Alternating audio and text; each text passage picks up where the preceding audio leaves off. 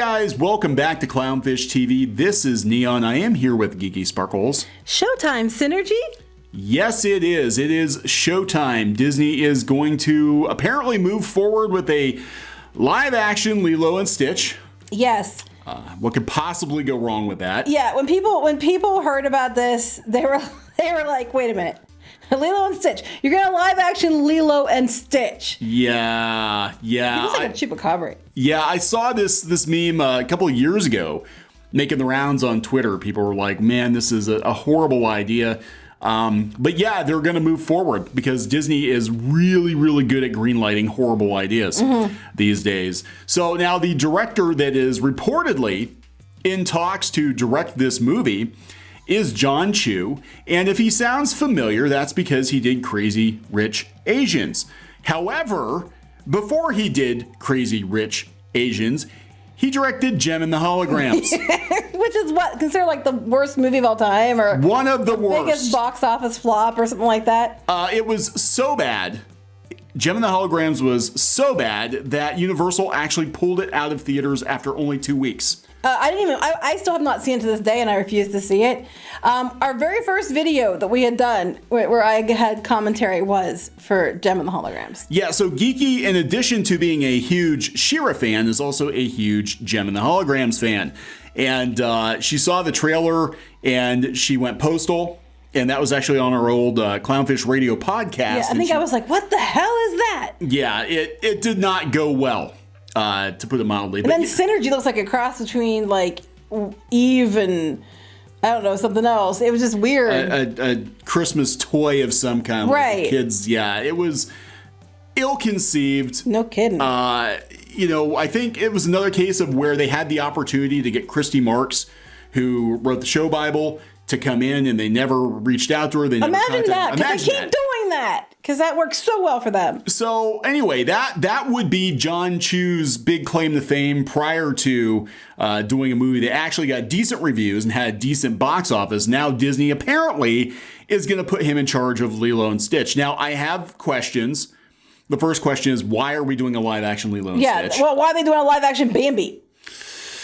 I mean, you think it's sad enough and traumatic enough when it's a cartoon? Then you make it with real animals? Well, not real, but like they look like real animals? Yeah. It's going to make it much more devastating. But yeah, Lilo and Stitch. And plus those examples you gave, well, he's supposed to be really fluffy. That was kind of the point. They don't look fluffy. They look mangy. He's nightmare fuel Stitch. Now, I'm sure Disney will somehow make him cuter. I don't think it's going to work. I don't really care. This is one of those movies I'm like, just leave it the hell alone. You don't need to remake Lilo and Stitch. Now, I also have questions, though, because of Disney's continued doubling down in regards to diversity and hiring directors in their own lanes. Right. This is not an Asian story. This is a Polynesian story. But for Mulan, they hired a white woman. Well, there's that. So maybe they're not really so I'm like, why didn't they call Taika Waititi? Oh my God, could you imagine Taika Waititi doing Lilo and Stitch with this design? Oh my God, I don't think he would use that design. Might actually be the worst thing ever. I don't think he'd use that design. That's pretty terrible. Anyway, so this is coming from Variety. People seem to forget that he was in charge of JEM and the Holograms. And before that, his filmography consisted, he did one of the G.I. Joe movies. He just did the Justin Bieber thing. He did Justin Bieber. He did a lot of dance movies. And JEM and the Holograms, I guess he's doing something with Lin-Manuel Miranda, one of his play or whatever. So he is moving up. But, the stink of JEM. Mm-hmm. Apparently the Crazy Rich Asians wipes off the stink of JEM. Crazy Rich Asians washes away the stench of JEM and the Holograms. There you go. I don't think anybody wants this at all. And I didn't even catch that. You were right away. You knew immediately. Oh, that's the JEM dude. You knew it right away. That's the thing. That's what I know him for. Like, everybody's going nuts about Crazy Rich Asians. They're hiring a lot of people. But Snake Eyes guys. Well, yeah. There was a Henry Golding. Mm-hmm. They're hiring him. And to me, he's always the guy who did Gem and the Holograms, and they had all kinds of interviews with him. Like, so how does it feel to make one of the shittiest movies of all time? There, John, he's like, feels pretty bad, man. Feels pretty bad. How does it feel to have a movie that was so terrible they pulled it out of the theaters after only 2 weeks? Feels about as good as you would expect. Stop asking me questions. Yeah, it's like, but he kind of redeemed himself a little bit. But Lilo and Stitch. First of all, the idea of Lilo and Stitch in live action is a terrible idea to begin with. Terrible. And now, they might only be giving it to him because no one else would touch it with a 10-foot pole. Because I wouldn't. If I was a director, I'd be like, oh, hell no, I'm not going anywhere near that. There's no way to do that. No, these directors, they all want to touch all of Disney's junk. They do. They want to finger it all up with those big Mickey gloves. They want that Mickey money. Yeah, okay, you can stop. But yeah, and it's just like, I can't understand how this is going to work. And then you put the guy behind Jem in it, and it's like, oh my God. Well, see, that's the thing. The other Crazy Rich Asians, which I can actually say now. For the longest time, I couldn't say that. For some reason, I had a hard time saying it. That was actually an original story, or it might have been based on a book or whatever. This is, again, another example of a beloved IP, a pre-existing story. Very, very, very popular. Many spin-offs. Incredibly popular.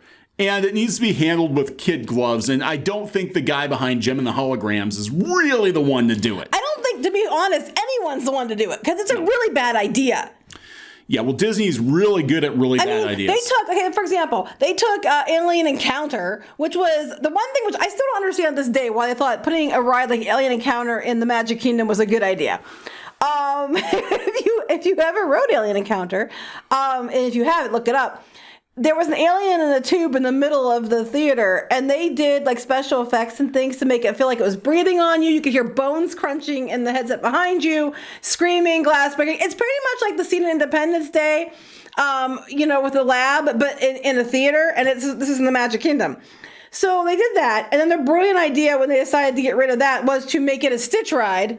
And it was basically the same thing with Stitch, and people hate it. It was like where you went to park your strollers or get out of the sun for a bit, and they actually buckle you into that seat so that you don't get up because they're the sound effects. And then the Stitch version, he belches onion in your face. Yes. Really not a good attraction at all. It's shuttered permanently. I guess they shut it down. They did. Now, they're probably going to turn to something else. Wreck-It Ralph is what I'm they said there was construction going on around it, so who knows? But, they haven't had a good track record with being able to do things with Stitch beyond using it for, like, spin-offs and animated things. I don't think a live-action Stitch is going to do well. It's going to be like Alien Encounter, but, he's kind of cuter.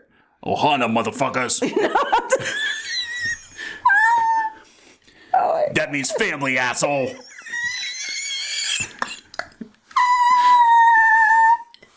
I'm gonna pee. I did not see that coming at all. So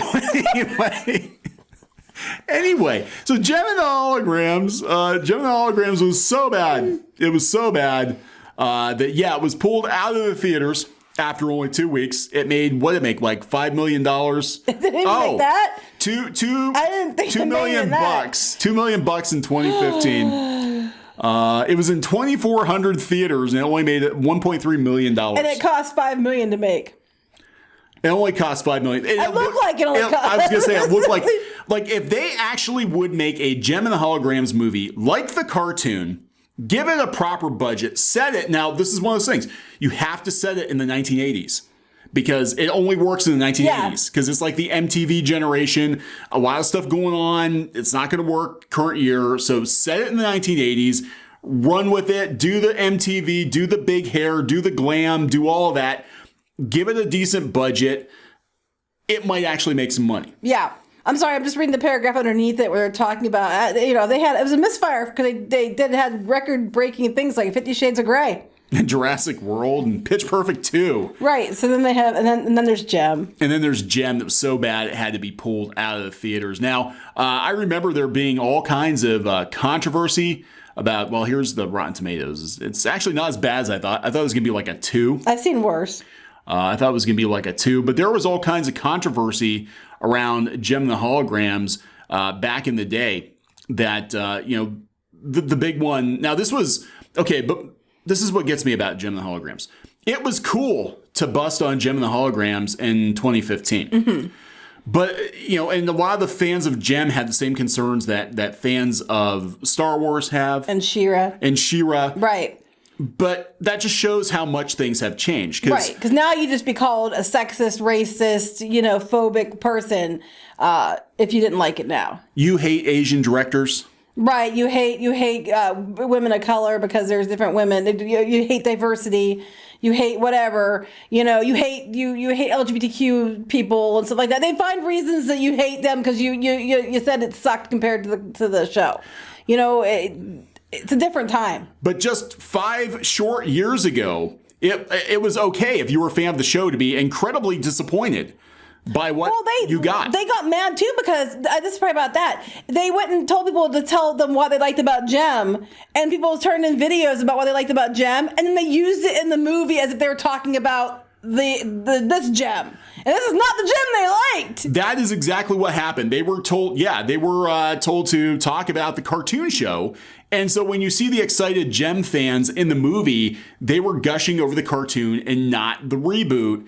And again, this is a totally different time. And just a few years later, we'd run into the She-Ra debacle, where fans of the original She-Ra are called, racist, misogynist men who want to fap and the whole thing. But yeah, just in 2015, it was okay to be like, this movie looks like shit and it doesn't look anything like. Right. And people were allowed to be mad. Fans were allowed to be mad about it. And they were allowed to be mad that they were kind of like tricked them into giving it glowing reviews and stuff when they really hated it. And, it was really shitty what they did.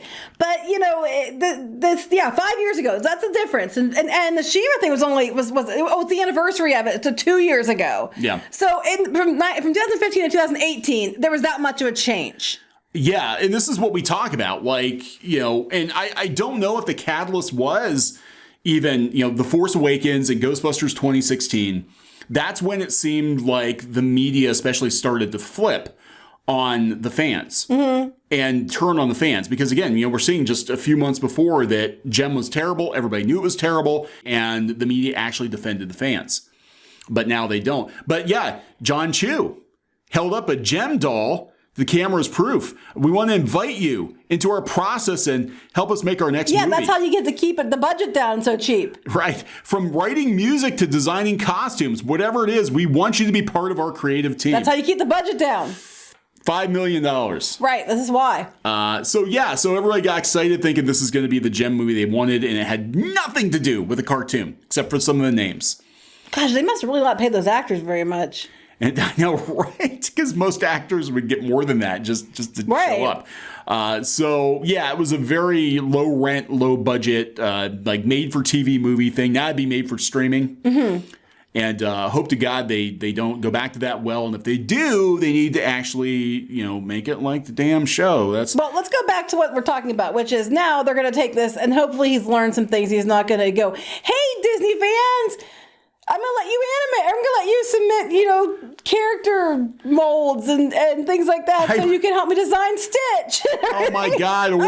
Or they're going to go to the animated series and they're going to be like, we're going to have a contest. Design your own Stitch family member. Mm-hmm. Oh, my God. Yeah, no. I don't think they'll do that again. I hope they give them more than $5 million to work with. I hope so, too. But yeah, I'm sorry, whatever. I had zero excitement for this. I'm like, oh my God, here we go again. We just did a video the other day where Chris Columbus, the director of Home Alone and the first couple Harry Potter movies, slammed Disney, said they keep doing these paint by numbers animated, remakes, and they need live action remakes of animated movies. Yeah. They need to do something new. Even Lilo and Stitch, it's played out. We had the original movie, which was brilliant. And then we had the TV series, which was okay. And then we had 3 directed DVDs. It was a lot, yeah. And it's like, okay, you know what? Everybody our daughter watched the heck out of. Everybody's stitched out. Everybody's stitched out. We don't need any more. True story. Squid King wore Stitch for Halloween 2 different times. When he was little, he wanted one costume from the Disney store, and then he outgrew it. And then 2 years later, he decided he wanted to be Stitch again, and we had to buy him a costume in the bigger size because he wanted to be Stitch again. And we had all the movies, and he watched the heck out of them. And then later on, Pinky Boo watched the heck out of them. They loved Lilo and Stitch, but they would not love a live action Stitch. So I don't think anybody's gonna love a live action Stitch. That guy looks like Charlie. no, it doesn't. Charlie's much cuter. Anyway, I think we're gonna Chupacabra. Yeah, it does. Chupacabra Charlie. There we go. All right, so we're gonna wrap this one up. He looks nothing like that. Yes. Okay, so please subscribe for more pop culture news, views, and rants. We'll talk to you guys later. Bye.